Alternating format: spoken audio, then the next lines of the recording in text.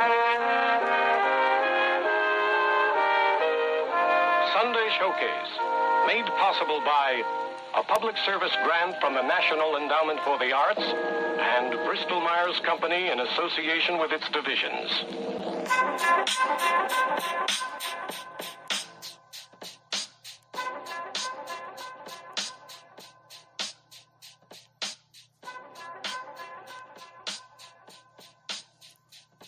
Yeah. All rise, open your eyes, no need to explain. I got a homie from the east and I'ma tell you his name. Never hang around lames, that's a part of his game. And if you show deep respect, he'll show you the same. Jeff undercard boxing, shook the world when he came. A lot of cats is playing, but his hands are insane. You can get steamrolled if you stand in the way. He a yardie from Flatbush, you cowards his cat puss. We used to feud like Bishop and Q, but he'll fuck you up quick if I give him the cue. From the city of Midwood, the south central part of New York, next to Bensonhurst and Borough Park. If it's a problem, don't even say shit. Just face this when you come across the Bay Bridge. No tolerance for BS or fake kids. Your blood clot crying. Just stop trying. Is Jeff Undercard prepared for the assignment? He bringing a appliance so cowards can't fight it. He might yoke you up if he feels slighted. He's spreading out toxins. It's undercard boxing. Yeah.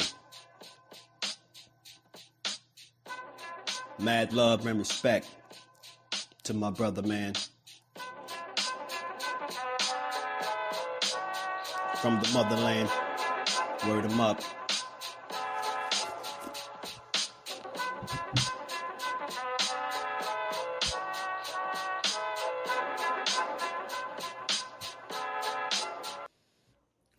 What's going on, fight fans? This your guy, Undercard in Boxing. Wanted to recap the weekend of boxing that was. A few narratives that's being pushed around the boxing community right now. Giving my own 2 cents. You see, I'm mad right now. I'm in my Bud Crawford stuff. You know what I mean? That's what I look like right now.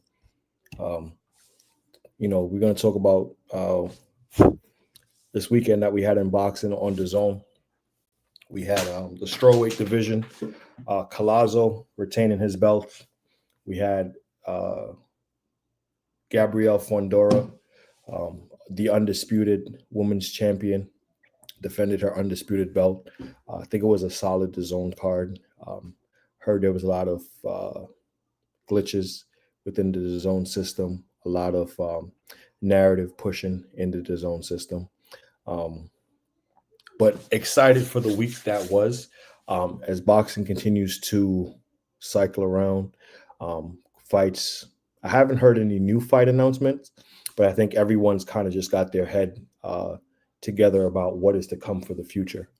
Today is also the day for Jake Paul and Gervonta Tanks Davis press conference in New York City. I will not be attending. I get my kids from school. Shout out the kids. So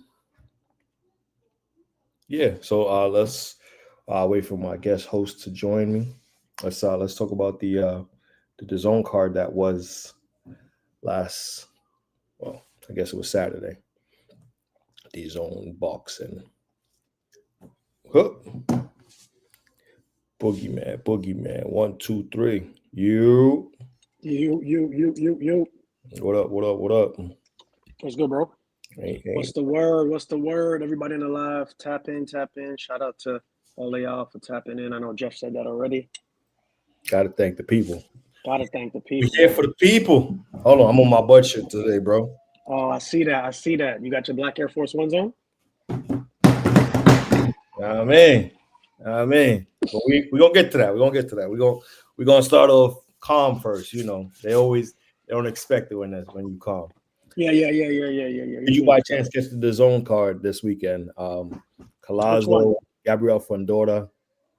Yes, I did. Okay. Yes, I did. Weird stoppage at the end, but we'll get to that for Collazo.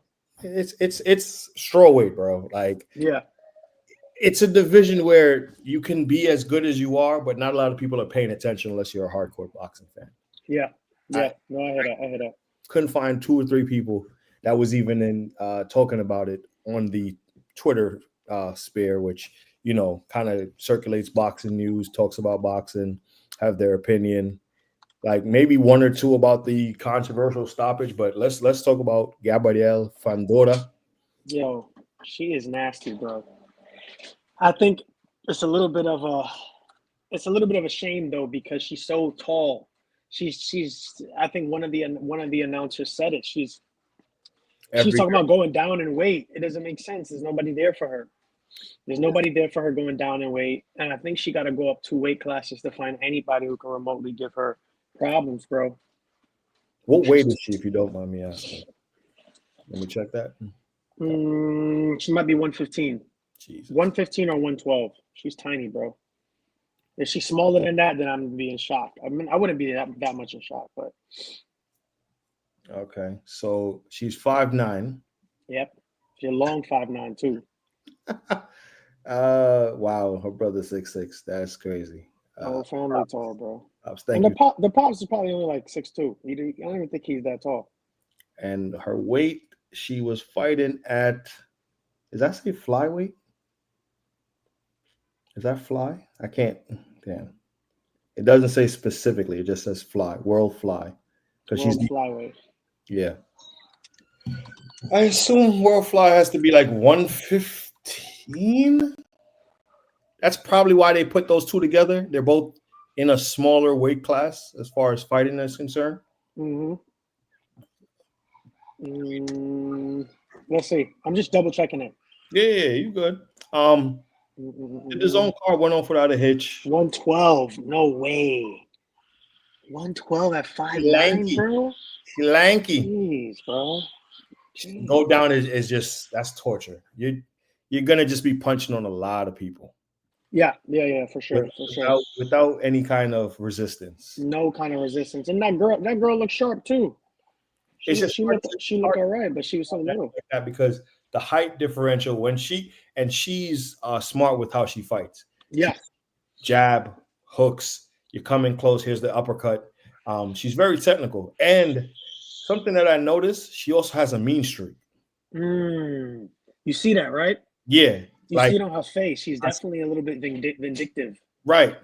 And I also see her brother fighting with that same, could be training, could be just mentality switch, wanting to be champions together because she had a belt and he got a belt. Now he's a reigning champion and she's the undisputed champion. You know, that competition comes together. But I've seen now, like, yeah, go ahead and talk. We'll see in the ring. But when we get in the ring, hold this upper hook, right. hold that. Oh, and I'm smiling too. Like, I'm like, damn. But she really does need some competition. Yeah, because even if you see the opportunities for where the young lady had to counter, they were few and far between because Gabriella was so long, she's able to not only dodge, but then come around with that nasty sweeping, I think right hook, right? Because she's a southpaw. So yeah, that nasty right hook. And the poor girl's punches barely, I don't even know if it even touched the chin. But Gabrielle done hit her here, and then she hit her up here. Then she came around and she was just digging to the body. The body work, you know, it's been progressively increasing within women's boxing. But I think with this new pack that we have, she might be leading the charge with that, bro, because you don't see that from young fighters. And her body work is pretty good. I think from a mentality standpoint, because the rounds are so quick and so thin, what can I hit to be as efficient as possible? Yeah. As a taller person at distance, I could just jab from here, but those body punches are scoring blows. Plus, they're going to stop that onslaught of attack because I think it's a lot of high energy going on within the smaller weights. Yeah. And especially it's only 2 minutes, so it's almost like an amateur fight with knockout intent. Yeah, and she has been stopping, putting down a lot of her opponents. Yeah. She became I love what Golden Boy is doing as far as pushing her. And the problem right now is, where do you get a quality fight? Who does she? I don't know. Because going up to where the names that we know about, Katie Taylor, Amanda Serrano, Alicia Baumgardner, Katie Cameron, Chantel Cameroon. Chantel Cameron. They're all 1, 2, 115. She's 112, 115, 118, 122, 126, You gotta go up super high. And what's her name? Sky Nicholson. Didn't she go down to 130 maybe. Sky. She went down to something. I know her last fight was a division below. I don't know if it was 126 or 130. But even then, Gabby has to go up 4 weight classes to get to her. But they're pretty much the same height. I think Sky is like 5'7". So that's even crazier. 5'6". So yeah. Gabby's taller than all these girls going up to Clarissa's weight. Gabby's she's the size of a welterweight. She won an IBF super bantam. Who's that? Sky? Yeah. I'm trying to figure out why she didn't give Tiara Brown a rematch, but that's neither here nor there. Is it give her a rematch, or was Tiara supposed to give her a rematch? Because isn't she the one that got her? I took your belt. She got the belt. Yeah, Tiara took her belt. Yeah. So why didn't you try to run it back? Wouldn't it be Tiara's decision to run it back? No, the B side doesn't get a rematch clause. Come on, SB. Oh, you're saying why? But you got to rephrase your statement. You say, why didn't she give her a rematch? I think the statement should be, why didn't she demand her rematch? Scott, why you ain't running it back with Tiara? We want to see that. I agree. Yeah, this thing super bantam is from 118 to 122, so it's pretty much 122. So she was at 126, lost her belt at 126, and went down to 122. So that would be at least 3 divisions for Gabby. I mean, honestly, she could do it, and I think she would need to test the waters. What you said? Is she even cutting weight? Like who, Gabby? Yeah. Apparently, she came in the week of at 110. So I don't know. I don't know how that family does it, bro. They remind me of super. They remind me of super birds. I don't know if you're aware, but birds they have very light bones, obviously, because they have to fly. Birds. But they're still strong and dense. So they remind me of birds, bro, like eagles or something. Just long, strong. Don't really have a lot of weight to them, but they're still strong somehow. I don't get it. Yeah, I don't get it, bro. They're doing what they're doing, and I think it is impressive. There was a conversation about best family duo. What's your thoughts on that?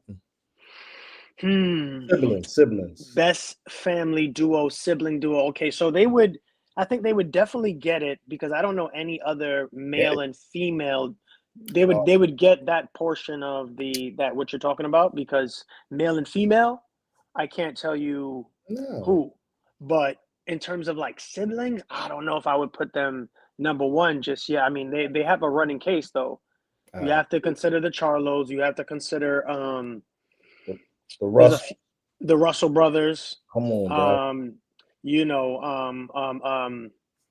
I mean, there's a few brothers. There's a lot more brothers for sure. I don't know how many sisters. Serrano sisters. Yeah, I don't think the other sister took off as much as Amanda did, but no, nowhere near. She was doing her thing for a little bit as well. Yeah. Currently, you know what? We're gonna give you that fake, because they might have it currently, bro. Ring Magazine, y'all just know how to create different avenues for people to stand on. It's like they can stand on their own too. You don't need to create something. I promise. I agree. That'd be great. Yeah.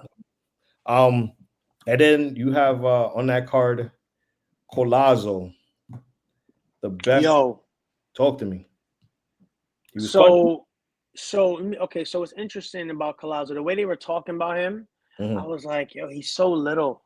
How is it possible? But then again, I was like, let me stop, because Inoue came out of nowhere and he was thumping on things. So when you watch Colazo, bro, I ain't gonna lie, that young man is sharp. He's extremely sharp, very creative with his defense. He did get caught this fight, which is why, to me, it was very weird when the corner stopped it. Now, I will say he was breaking that dude down, Filipino dude, but it was a little strange. I will say the stoppage was a little strange. I didn't even know, if you think about it, I'm trying to remember what was happening. I don't think he was even hurt. He wasn't down. Onslaught of punches without response, but I don't think the punches No, he was on the ropes and he was just kind of teeing off and no warning. They separated. They Yeah. had separated by themselves, and then all of a sudden the ref stepped in. I don't. So someone said it was a Or corner. someone, no, the ref stepped in because of the corner. Yeah, it was weird. Right. So that's what made it weirder. He wasn't like on the floor. He wasn't leaning against the rope. He did take a couple punches. You were right. True. And like he said, step back. And then you could see the ref step back. He looked behind him, and all of a sudden he was like, yo, fight is over. The corner must have seen something. I didn't see what they saw. True. So that was weird. Between rounds, he might have been. They said something. Oh, yeah. So hey, listen, man. I'm my ribs. He got me. Like Yeah. I'm still on my feet, but I think my rib is broken. We got to. That could be. We just made up a scenario, but that would be a good scenario. That would be a scenario where I would say, all right, that wasn't really correct. You know, it was still a competitive fight, which I think everyone enjoyed. I think people. Yeah, I want to see that guy again. Yeah, I want to see that guy again. He was good. Apparently, he came down in weight to take this fight. So technically, even though he didn't look bigger, he was the quote unquote bigger guy in there, which made sense when he clipped. I think he clipped Collazo to the body, and that was the first time I saw Collazo dipping a lot, like he was just trying to catch himself and avoid any more inside shots. But his defense is so loose that was inevitable, and that's why even as he continues, and I think he'll still do well in this division, I can't see him being like in a new weight and going up 2-3 weight classes. And still having a class, yeah. It's still having that level of success. He's going to get clipped by somebody who got long arms and similar skills. Because I don't think the power is that crazy like Inoue. Yeah. And I don't think he's as defensively a brick house. Because once again, I don't remember Inoue getting hurt up until Donaire. I can't remember if he's gotten hurt up until I've seen him hurt with Donaire. So that means for those lower weight classes, he's been a brick house. So whenever I think of people moving up, you pretty much got to be like super durable in your first weight class. If you show vulnerability in your first weight class, it's just going to get tougher as you go up, no matter how good you are. Or you just stay there and make the weight over and over and over. Yeah, what you could do, you know, be the Marvin Hagler of the 105 or whatever this division is, 108. But, is he, you know, you're not going to get the big money that way. Yeah, because it's who's fighting down there, who can be. Instead of being the main guy, you now become the undercard fighter or the guy who's constantly defending his belt against the number one, number two guy and fighting to keep your reign of championship, but not really navigating yourself to anything bigger. Mm-hmm. Yeah, I mean, you called it. Yeah. So is he a banana peel? Collazo or Vasin? Collazo. No, he wouldn't be a banana peel because he's the man. He's the man down there right now. Okay. He's too small for Bam. I don't think Bam can hold off that long to wait for him to get from, like I said, I think he's at 105. Mm-hmm. So if he's at 105, we have to wait for 108, 112, 115, 118. Come on, bro. What's Bam? Bam is either 118 or 115. He might be 118 by now.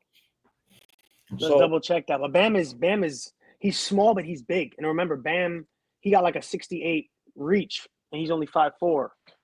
So he has pretty long arms for the weight class too. So I think he'd be too big for Collazo. I think he would bully him. Wasn't discussed, but I think it's worth noticing. We had Junto Nakatani. Ooh, that boy's nice. You're welcome. You see, I did it correctly. I ain't boxed up. Good. That was very good. I was worried about you. Leaving his division, dropping his belts to go up to 122 to the Monsters division, and he's also fighting on the same card as the Monster. Yeah, he's very not spoken about, but he wants an eye for these things. Fight. Yeah. That fight, bro. Talk about chasing that action. Can we talk about Junto for a second? He's nasty, bro. That's a bad man. That is a bad man. Let me tell you, Junto Nakatani, he's 5'9", 5'8". Great speed, great IQ. He knows how to fight in the inside, fight on the outside. Really creative puncher. I think if you look at some of his knockouts, similar to Inoue, it's like pinpoint precision. And a lot of times he catches dudes on the way in. So I like that dude, man. I like that dude. He's good. And like I said, he's tall for the weight class too, and he's not sloppy like a 5'8", 68 and a half. Navarrete.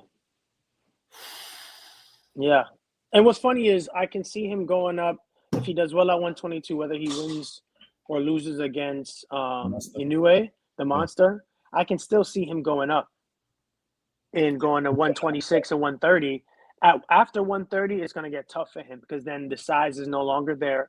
You're going to have dudes who are your height with actual long arms, right? Because you don't have long arms for somebody that tall.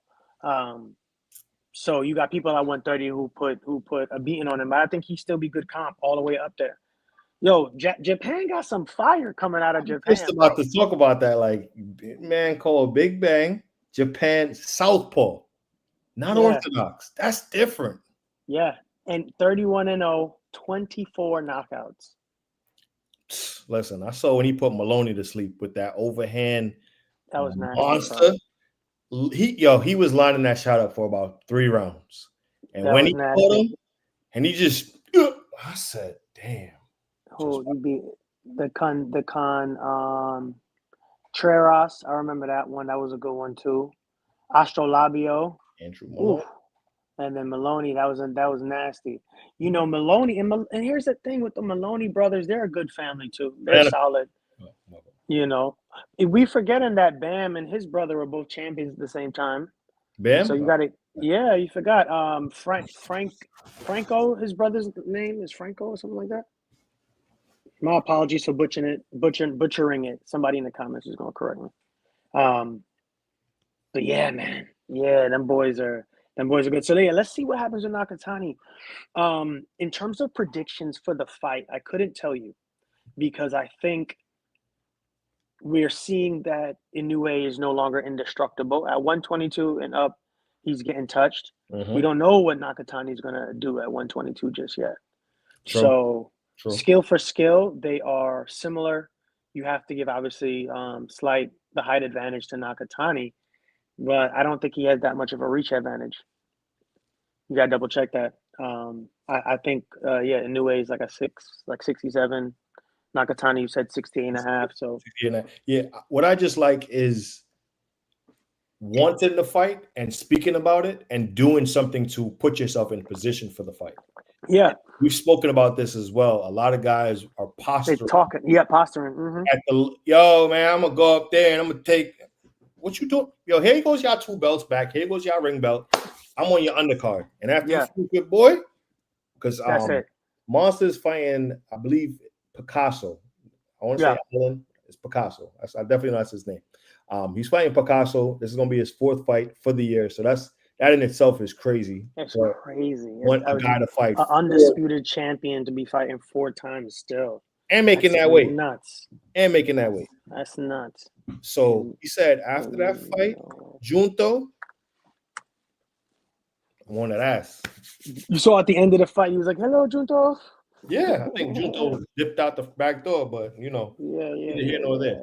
I really thought he was going to stop MJ, though. I think that would have been a bigger statement.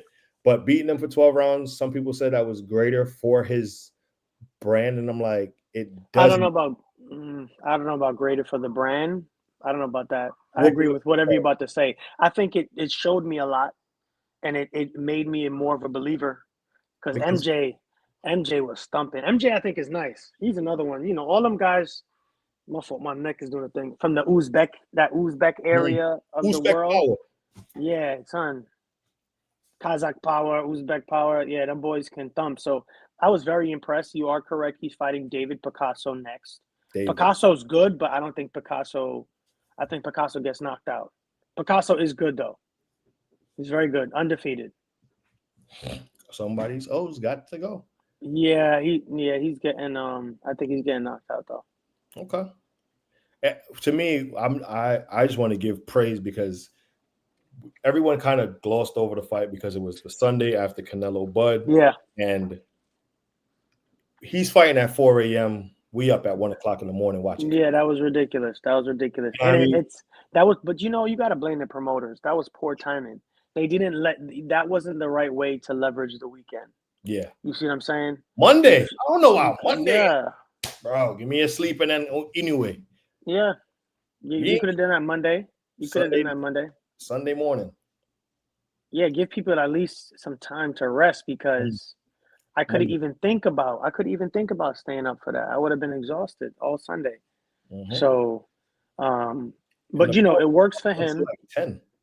Say it over time. The 4 o'clock cards don't like his main event don't start till like 10, but you can't stay there the whole time. You're just like yeah. So you miss out on all those other guys. So those guys don't even get proper exposure, at least over here. In Japan, they probably get great exposure. Over here, not so much. Pretty much. Wow. Time. There was a they had was it OTX? Was it OTX? They had another card on that was all right, bro. There was a couple fights on there that were fine. Yeah. Boxing TV. Please, I need a sponsorship. bxng.tv. They do a lot of great local cards. So if you're like in Ohio, you'll get a card filled with Ohio's talent. They do it in Philly, a lot of Philly talent. And they move around. It's just you have to pay to watch them fight. And we ain't figured out how to get them fights off of them TVs yet. Yeah. But I'm talking about the OTX fight. The OTX fight. Gorham versus Alamo. I didn't even watch the main event, but they had a fight that was on before that. That was really, really good. I got to double check. Let me see. Yeah, OTX. It was on DAZN. Oh, DAZN. Gorham versus Alamo. Yeah. Yeah. Houston. Yeah, I got that. Oh, Tiari Brown defended her Man, you gonna live. Yes. See? I apologize. I'm talking about her, and I didn't even spend the time to go do the homework. No, that's all right though. That's all right. Let's see what the I want to see the full card because there was a fight right before that was fire, bro. Which one? Tiara Brown? No. There's a fight right before the main event that was really good. I don't know if it was Marquez. There was the dude had a locks. Man, I don't know who it was. I apologize. I'm gonna have to bring that back, or at least give them a shout out because that was a really good scrap. Gotcha. I'm trying to find a full fight card, but this is on OTX site. I hate when they don't have these to lay out easy. Yeah. Like the app that we use is really clear. You get to see the whole fight card online. Correct. These people giving you a whole bunch of information. I'm trying to look for it because I can see the card. Maybe let me name some names. You had Oscar Perez versus Malik Lewis. You had Fabian Diaz. That was one. That was the one. The Perez versus Lewis. Ooh. You're welcome. That was a good fight. That was 8-round lightweight. Come on, baby. Yeah. That was good. That was really good, bro. That was a good fight? That was a good fight, bro. That was a good fight. I was like, somebody gonna get knocked out today. I think they finished on their feet, but I really thought somebody was gonna get knocked out. Yeah. That's listen, boxing is happening all over. I just don't think we put the legwork into watching. Like Kirk's got a fight. And I think Richard. So here's the problem with the Scooby fight. I don't know where he fought underground. I couldn't even find a highlight, bro. It was on YouTube. I was trying to find the actual fight. I'm like, this dude is fighting underground all of a sudden. Like, no one even put up a highlight. Funniest thing, bro. He was at Sony Hall in New York City. That's where that was? Yeah. Tickets be like $12. That's crazy. It's a Probellum. Like the Boxing Insider, I think it's Probellum. It's Lou DiBella. He be putting those fights on. I haven't attended one, but it's right there, and it's usually so local that you could just like Boxing Insider. They probably had it on YouTube. Yeah. Like I said, that day was filled with so many different events because you had the Moore versus Savage. I saw Louis King Kong get a knockout. I'm like, King Kong is fighting, and they're like, "Yep." Wait, Ortiz fought on that same card? Nah, not that card, but a card that same week. Yeah. That's crazy, bro. I thought he was retired. Luis Ortiz versus Philip Penson, 8-round heavyweight, and he punched him out in the first round. Dude, good for him at 106 years old. That man never shown his birth certificate. He good. Yeah, he good. But either way, it is kind of crazy though. Yeah, that was on that bxng.tv.com. Salute to them though. They've really been supporting local talents. The card runs smooth. The guys, I don't hear no complaints. And then they move over to like a pro box and stuff like that. So like these smaller cards are really running good, smooth. You know, Yeah. 8 boom, in out, boom, in out. No interviews. You ain't the main event. Get up out of here. Exit that way. Bring the next guy and let's get this fight. I'm serious. No, I'm laughing, but I know you're serious. That's why it's funny. Refs be out here working 5 fights in the whole night. Just like, come on. Nah, the refs be exhausted, bro. It's an exhausting. It's not an easy job. Yeah, and if you got 2 guys who want to lean on each other all day. Separate. Trying to break themselves, but they were like, "Come on, fellas, break, fellas, break." Tapping elbows, break. Come on. Yeah. It'd be the funniest thing when they have 2 big men and a tiny either woman or a tiny dude. Dude, I'm sitting there like, nah, somebody made a mistake. Versus whoever the fuck he fought. That dude was tiny, bro. I know that. Hate to do that. I know that man was like, yo, double bonus today, niggas. Double bonus. Because you're playing with me. You serious? I broke them 800 times already. It's an 8-round fight. Yo, that was ridiculous. Look, we're not going backwards. I didn't want to talk about that. That was a ridiculous match, bro. I just want to. We did recap the zone, the BSNG TV, the OTX. Yep. You know, there's a kid on the zone card, Irarte. Mm-hmm. He's good. He's good. I think he fights at 147, but he's tall. He looks like he's about Irarte. I think his name is Irarte. On that He's OTX? Mexican. No, I think he was on the Calazo card. Irarte. Ugh, what's this kid? I got you. We here for Irarte boxer. I'm Joel Irarte versus Joel. Come on, welterweight, 6 rounds. Yep. This dude is a problem. He had a great amateur pedigree. He's tall. See, I knew he was tall. I didn't know he was 6'1". But yeah, and the dude he fought, tough guy, but completely outclassed him. He also, guess who else he beat though? He beat Kevin Johnson in June. Tiger Johnson? Kevin, I'm sorry. Kevin, not Tiger, not Delonte. Got you. Kevin Johnson. Kevin Johnson is, you know Kevin Johnson. Kevin Johnson is like king of the sparring. Okay. He just fought too. He just fought last night. He lost, unfortunately, but that man, he's one of those dudes that if he had money behind him, I don't think he would have those losses on his record because he's nasty. They actually disrespecting him with this 1.5-star ranking because the kid is nasty, bro.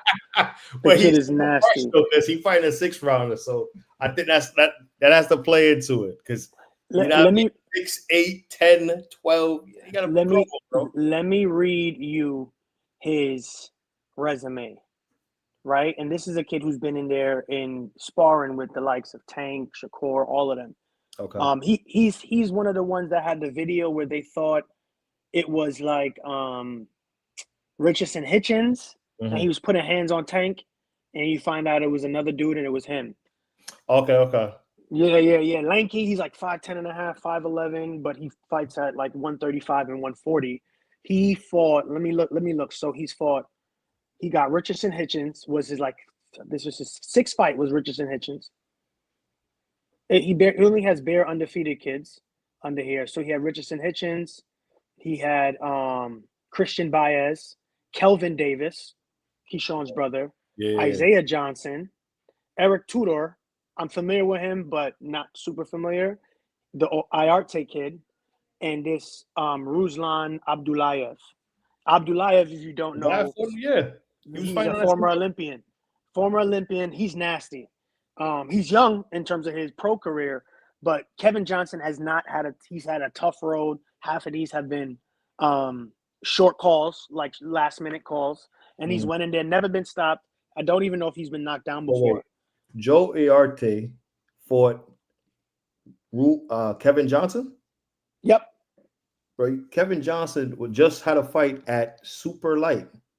At 140. Yeah. Against the Ruslan kid. It just happened. I just watched it. It was good. It was good.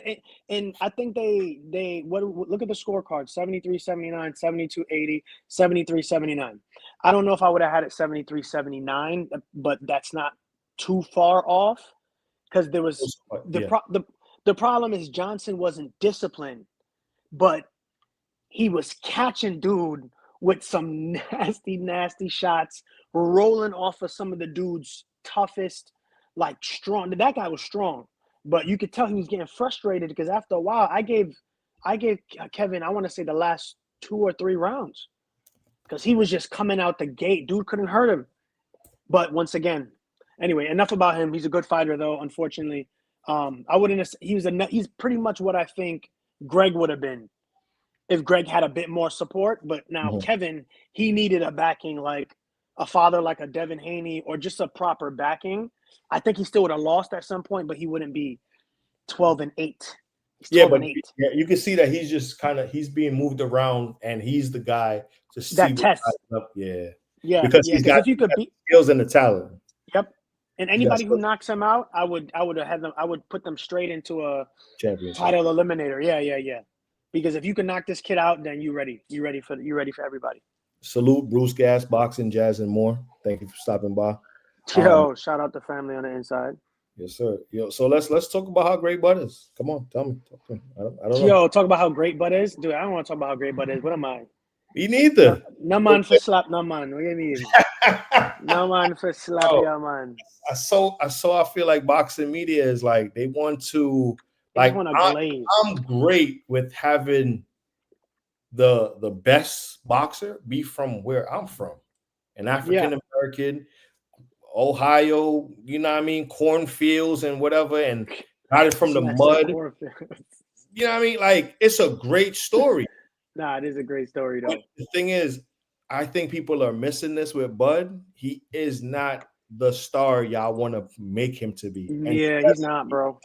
A big star from beating Canelo. His next fight will be somewhere with 200 people. Nah, you're ODing. You're ODing. You OD'd. It'll be in another. It won't be in a stadium. No, it will not be in a stadium unless it's. It won't be even if he got Errol Spence, it wouldn't be in a stadium. But I could see them. I think he deserves a hometown fight because a hometown fight, Bud can do 20,000 in hometown. But he didn't even sell out his hometown one. Okay, all right. What are you talking about? For which one? In Dongo. You're talking 10 years ago, bro. Come on, give him I'm sorry, credit, bro. He's gained some momentum fighting Israel Madrimov. You're disrespectful, bro. You're disrespectful. I look like the nigga. I ain't say I'm like the nigga. You know just. How about we do it based on the stats? Okay. And if you look at Bud's, Terrence Crawford's, let's do it. Terrence Crawford's home fight sellout. I don't know how else to word it. We got to get better at searching. You're gonna get a lot of. Listen, he didn't sell out his hometown.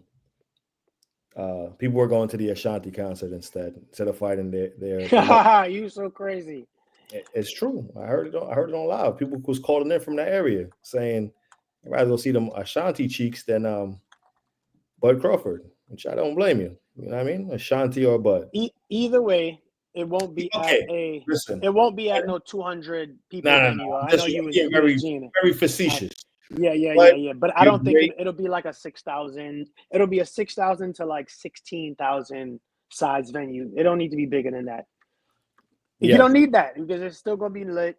Everybody gonna tune in because I want to see how he looks next. Well, do you want to see him go to 160 and fight one of the champions? As a boxing fan, yes. Yeah. Okay. I think from a legacy standpoint, it would be. People already have him. You know, Showbiz has him on his Mount Rushmore. Mount Rushmore. There are people who have him as their top 10 all-time great. I think if he goes in and he starts running through the champions at 160, then I don't think anyone would debate the all-time great conversation. Top 10. For me, I don't think there's nothing else to say. If he starts running through them boys at 160, the champs, he's a top, you know what I mean? He's a top 10 all-time great for me. In my generation, he's one of my Right. all-time greats. I think what we need to do is stop trying to place Bud into these fantasy fight and enjoy who he is as a fighter of this generation. Yeah, I he am solidified it for willing me. to give him the praise, but Alexander Usyk, who became 2-time undisputed before him, was not considered the greatest heavyweight of all time when he did it. Yeah. I mean, but it's tough though because what he jumped up heavyweight, which has no weight. well, so here's the thing. What's the question you're trying to answer? Well, is it you debating whether Usyk is the all-time great because of what he's accomplished, or is he a all-time great? I think Usyk is an all-time great. Agreed. He would be an all-time great heavyweight for me. Definitely top 10. But that also just has to be because now for me, there are certain people I wouldn't put him against because of how many times they went against elite competition and did things, championships, lose and then win. So unfortunately with Usyk, I think he still has time though, because he hasn't retired. So people talking about him like he doesn't have time. If he continues to run through these young contenders, drops the belt, somebody else, if he continues to run through these guys, then you have to start to now bump him from top 10 or top 20 to top 5. Because go ahead. I mean, because it's the quality of competition that people are saying. My point exactly. Yeah, Bud cannot be on this greatest of all time Mount Rushmore, if there is one, because we have not seen him go take them belts with him back into the ring and say, you take them from me. Any one of his belts. And I'm not indicting him for not well, you can't say any one of his belts because he defended his belts 10 times at welterweight. Undisputed belt, bro. For sure. The one that has everyone have him at his Mount Rushmore. 3-time undisputed. First in the 4-belt era. The greatest boxer of our generation. It's cool. But if you're the man, which we want to say you're the man, you are the man. Like, yo, you smoke shit, bro. You getting the belt to ass. Why haven't you proven it? If you're just going to grab the belt and go and then go and then go, then you're great because you pound for pound can move around and beat championship level guys. But I think if everyone moves like that, will then they be considered great? If a dude jumps from 130 to 135 to 140 and beats one champion along that strip, is he going to be the greatest boxer? Or does he have to have the 4 belts connected to it? There's a couple things. There's a couple things that's missing. So what already put Bud in that conversation, regardless of whatever people feel about the competition, he was unified at 135. He collected all the belts the way that you're speaking to at 140. Yes, the competition wasn't as fierce. He did do that. Then he went up to 147 in pursuit of all the belts and the champions before Errol collected them. Now we can that's a whole separate talk about sides of the street and what happened and who he didn't fight and who he did fight. But the reality is he was there for however many years, 5-6 years, running through whether they're former champions, contenders, you could say what you want, knocking them out to get the best guy at that division. So that's the second thing you're missing. It's not just about going up in weight class and beating a good champion. Devin Haney went up and beat Regis, and at the time we were like, yo, that was kind of crazy because Regis was the goods, even though we all kind of knew based on boxing skills. Limited, right? But then he beat who else did Devin beat? Devin went up and beat somebody and then he lost, ended up losing to Ryan, that controversial. It was Ryan, and after it was Ryan, okay. Zapata, one of the guys that's old as hell. Not Linares. Sorry. I know what you're talking about. One of them fellas. One of them fellas that's always losing. But go ahead. Sorry, I don't want to take you off your point. Cook, brother. Cook. The better example is actually Tank. Tank, I think, is awesome. You know how we feel about Tank, but in terms of that's technically what Tank has kind of gone up and like not sneakily, but kind of like strategically position himself and beat champions, and then he went up to 140, strategically beat Mario. Mario was not the best fighter at 140. Bud is not doing that. Now with Madrimov, it was the Madrimov. I can't sit here now after what we've seen and say Madrimov was the best at 154.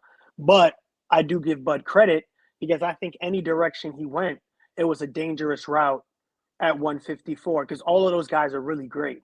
So number one, you're going into a weight class where all the champions are really it's such a contended, that's my opinion, such a contended weight class. And then you go from there to technically on paper the best person at 168. So regardless of if he didn't get to go through and run through other champions like Canelo did, he's fighting the best person. So now look at Shakur. If we consider Tio. Somebody wrote that? I can't believe somebody wrote that. That's crazy.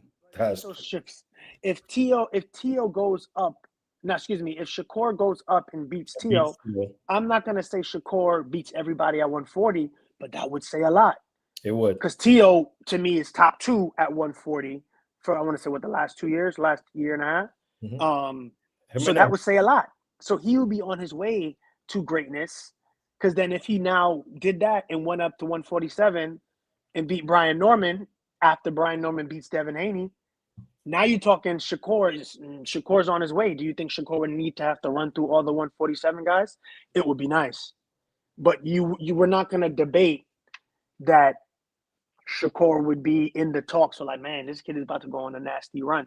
So I think we can debate it all the point. I like the point you make. Did Bud took an easy route. That was me. That guy's smart over there. Yeah, whoever said that, it's tough, bro. Because chose the easy route. Chose it at one after he left 140. After he left 140, went to 147. The easy route at the time. I don't know, man. I can't say he took the easy route at 147 because why didn't Pacquiao fight him? Why were they hiding Pacquiao from him? I think he lost the thing to Jeff Horn at the time. Yeah. So now, so you blaming so we're blaming Kell Brook. We're blaming Bud for that. No, we only blame Bud for staying on the side of the street, for staying with Top Rank when the big fights were all at PBC and not coming over. If you wanted to smoke, for that. Because Sean fought this guy, fought that guy, Keith. If you notice, they slugged it out at welterweight to keep those belts. I'm not even saying defend those. They had to keep them belts because after you fight Shaw Porter, here goes Keith Thurman, here goes Danny Goss. These guys were stumping for them belts. And I think about the wear and tear they put on each other, keeping or fighting for those belts. But it's interesting because we will never come to a conclusion. So to me, it don't really matter. But why is I can see. Great? I mean, because you can't ignore the skill set and the way he's beating these guys. You can say whatever you want about the easy route, but there are many people who could have took these same fights and would not have came out on top the way he did. There's about 20-something other guys who fought Errol Spence. There's about however many other guys who fought Sean Porter. You can say whatever you want about Sean. There's a bunch of other guys who fought Kell Brook. You can say he was cracked, he was all this stuff, but Kell Brook only has a few losses on his record. So I don't know. It's weird when people say all these things, but whatever you could. There's a bunch. Not a lot, but there's about 7 or 8 guys on Madrimov record who was laying on the canvas who did not beat him. So I don't know, bro. And there's 60 odd people who fought Canelo at different points of Canelo lives, at different points of their lives, who did not beat Canelo. And I'm looking at the last 6 guys who are 6 or 7 years, 5 to 7 years younger than Canelo, 3 inches bigger than Canelo, 4 inches longer arms than Canelo, who did not beat Canelo. So I don't know. I hear what you're saying, but Bud is great. Bud is amazing. I don't think Spence would have went up there. A fresh Spence would have went up there and did that to Canelo. Also, styles make fights. True. I think a Spence, in shape Spence, would have a hard time with Madrimov. But I think the Spence that we love would try to break Madrimov down and get the win. I don't think he knocks Madrimov out. I don't think it looks like a better fight. Even Virgil. Close. Virgil was getting clipped. Yeah. Virgil was getting clipped by Madrimov, but he dominated most of the fight. Yeah. So you know, I think we're everywhere. The opinion, it's the push. It's the push for me. it's the push. It's okay. It's the rewriting of what we like to call current history. And what I don't want is for them to water down someone else's flower just so Bud can grow into a smaller star than he already is. Yeah. So no, I don't know. I don't know if you're saying this because Ring Magazine. I don't know if you shared that where they were like, "Is Bud?" I was going to use up like Max Kellerman for this thing, and I just, bro, why are you? Is that why you're saying that though? Because was it them that posted, "Is Bud the new face of boxing?"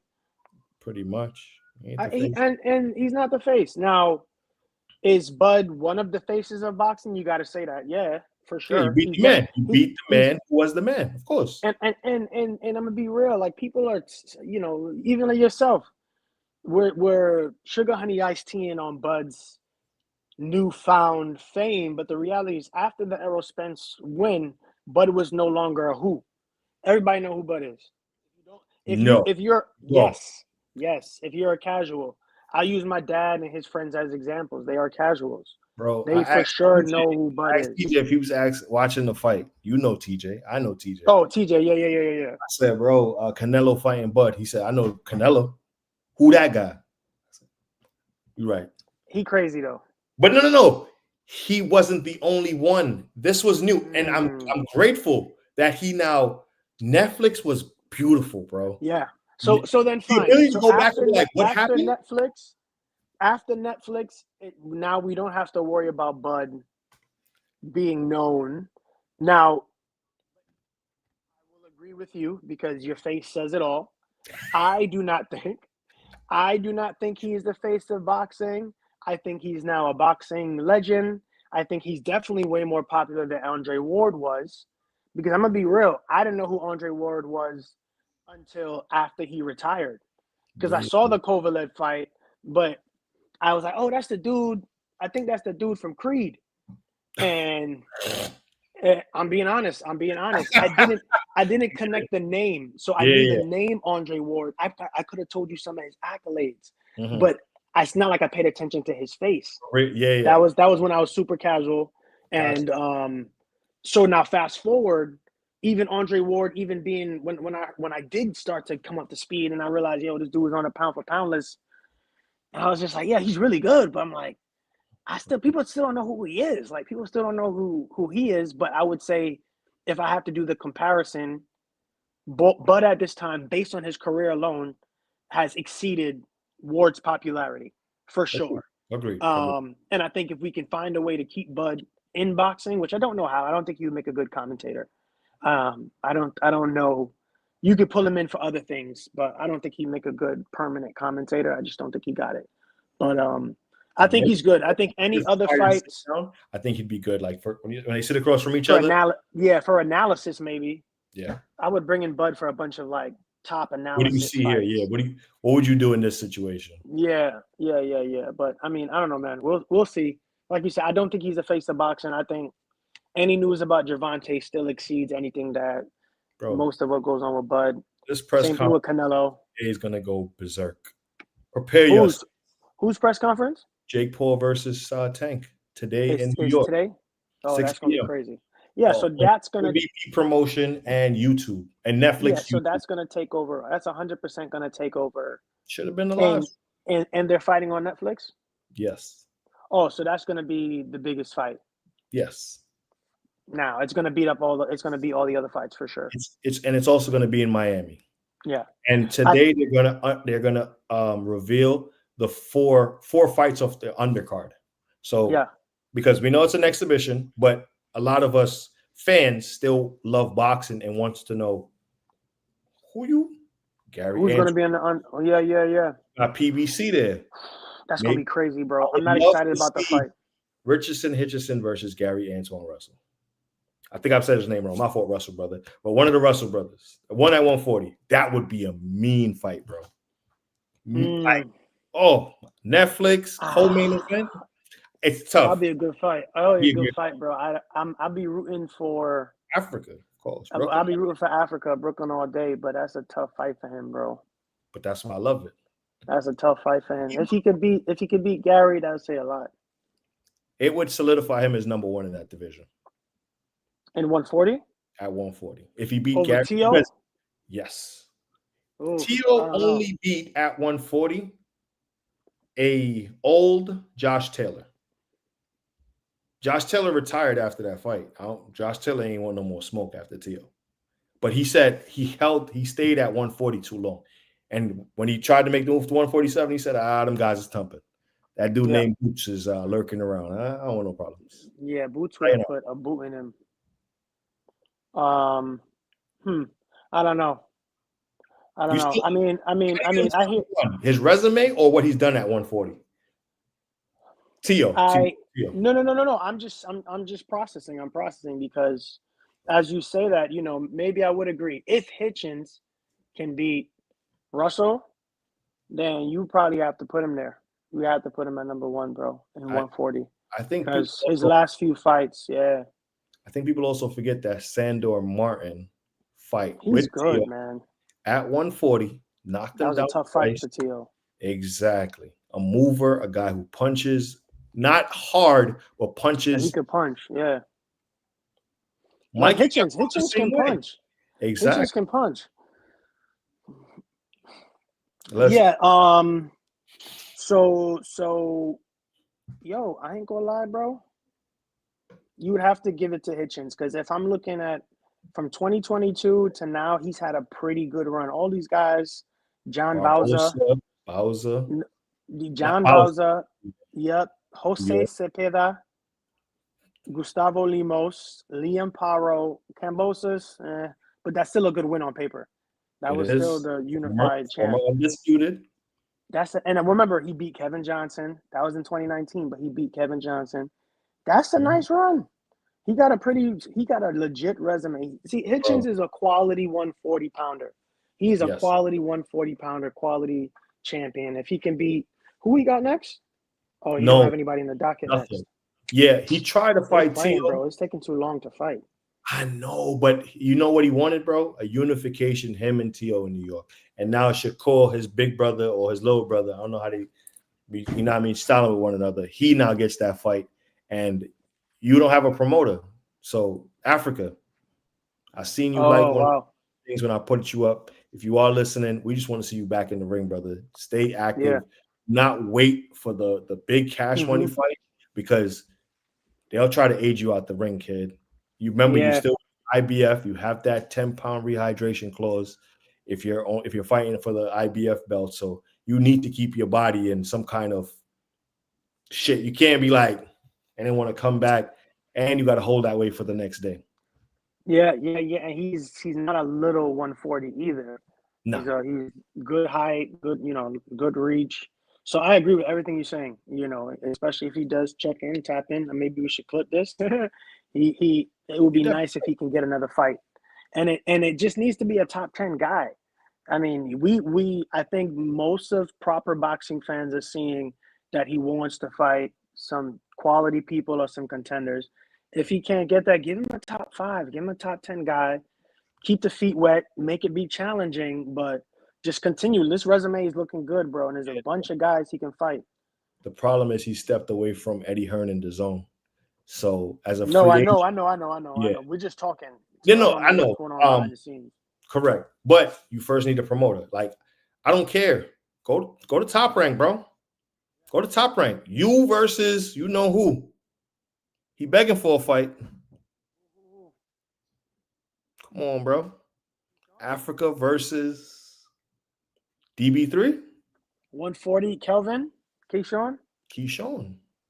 Come on. What a comeback fight. What a fight you got to be disciplined for. Top Rank. Clip this. That's a good fight.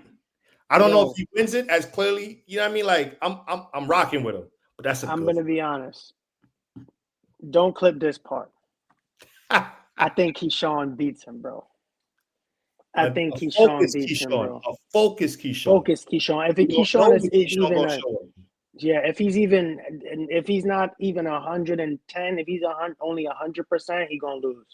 But a focused Keyshawn, I'm sorry, bro. I think he's everything that Richards.